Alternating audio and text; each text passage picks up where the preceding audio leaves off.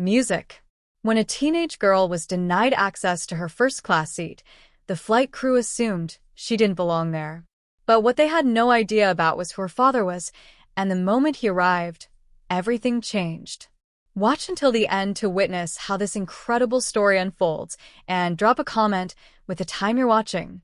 The airport was buzzing with activity, rolling luggage, overhead announcements, and the rich aroma of freshly brewed coffee filling the air. Travelers hurried through security, their excitement evident as they waited for their flights. Amara Johnson, a 16-year-old with bright eyes and a quiet confidence, strolled through the terminal, her carry-on bag in hand. For her birthday, her father, James Johnson, had surprised her with a first-class ticket, a reward she had truly earned after months of academic achievements. The thought of spacious seats, gourmet meals, and a luxury experience made her heart race with anticipation. Standing in line at the gate, she checked her boarding pass eagerly, ready for this unforgettable moment. Just then, her phone vibrated, a message from her dad. "Enjoy your first-class experience, sweetheart. You've earned it."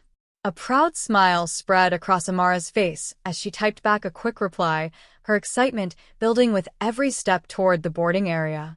This felt like a new chapter, stepping into a world that had once seemed just out of reach. But little did she know, her excitement was about to turn into a confrontation she never expected, a moment that would challenge her sense of belonging. As she walked into the first-class section, ready to take her seat, Amara's heart skipped a beat. But just as she reached her row, a flight attendant abruptly stopped her. What could possibly be wrong? Amara held up her boarding pass, the bold print clearly showing first class. "This is my seat," she said politely, her voice steady despite the uneasy feeling growing in her chest. The flight attendant, Stephanie, barely glanced at the ticket before crossing her arms.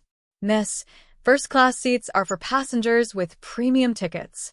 If you don't have the correct boarding pass, I'll need you to return to your assigned section." Heat rushed to Amara's cheeks. She double-checked her ticket, confusion written all over her face. "But this is my assigned seat. My dad bought this ticket for me."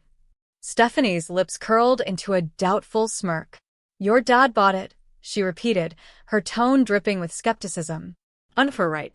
Let's verify that with the gate agent." By now, passengers nearby were noticing the exchange, their whispers growing louder. A businessman raised an eyebrow, while a woman across the aisle gave Amara a sympathetic glance. Amara's heart pounded. "I don't understand." "This is my ticket," she stammered. Stephanie sighed dramatically. "Fine. "Sit for now, but we'll be checking this. If there's a mistake, you'll need to move." Swallowing her frustration, Amara nodded and slipped into her seat. But she could feel the weight of the stares around her, the silent judgment, the embarrassment creeping in. Stephanie walked away, but relief didn't come. What if they actually forced her to leave? Sitting rigidly in her assigned seat, Amara clenched her hands in her lap as the murmurs continued. Curious stares, judgmental glances. The sting of Stephanie's words lingered.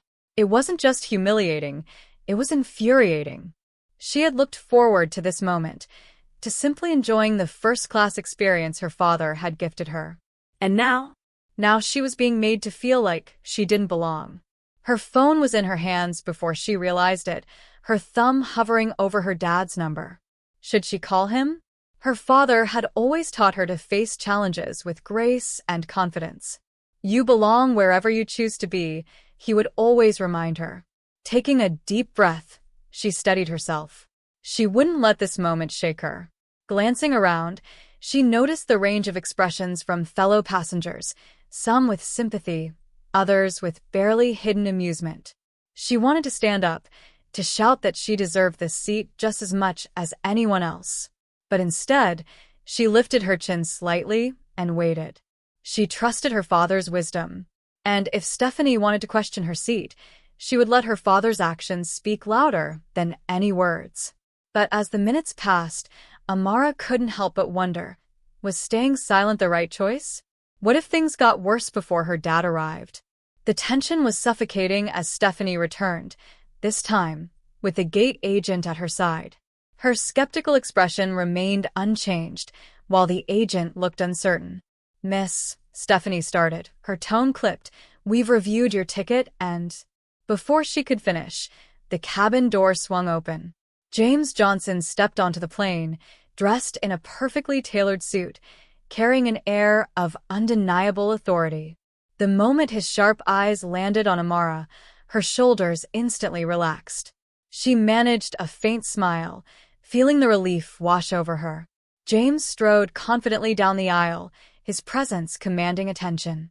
Stephanie turned, her irritation momentarily giving way to confusion. "Sir, we're just handling a seating issue," she began, forcing a polite tone. James didn't slow his stride. "A seating issue," he repeated, his voice calm but carrying a weight that silenced the cabin. "With my daughters." Stephanie's mouth opened, then closed. "Your daughter," she echoed weakly. James stopped beside Amara, resting a reassuring hand on her shoulder before facing Stephanie and the gate agent. "Yes, my daughter. And I'd love to know why she's being questioned about a seat that her boarding pass clearly states belongs to her." The cabin fell into an uneasy silence as the manager quickly escorted Stephanie away. Passengers exchanged glances, some in shock, others looking sheepish. A businessman across the aisle cleared his throat. "Mr. Johnson, I just want to say, I'm sorry. We should have spoken up sooner." A woman in the row ahead turned to Amara with a warm smile. "She's lucky to have a father like you. And for what it's worth, she handled herself beautifully."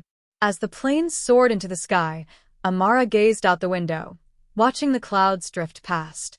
The tension from earlier was fading, replaced by a quiet pride. Turning to her father, she spoke softly. "Thank you for standing up for me, Dad." James smiled, his voice warm but firm. "I'll always stand up for you, sweetheart. But you stood up for yourself first. That's what I'm most proud of. You didn't let them shake you." Amara nodded, her confidence growing. "I just wish people didn't judge so quickly." James leaned forward slightly, his tone carrying the weight of years of wisdom. "People will always judge. It's unfair, but it's the truth. What matters is how you respond. Every time you rise above it, every time you demand the respect you deserve, you're teaching the world to be better." A flight attendant approached, placing a fresh glass of sparkling water on Amara's tray.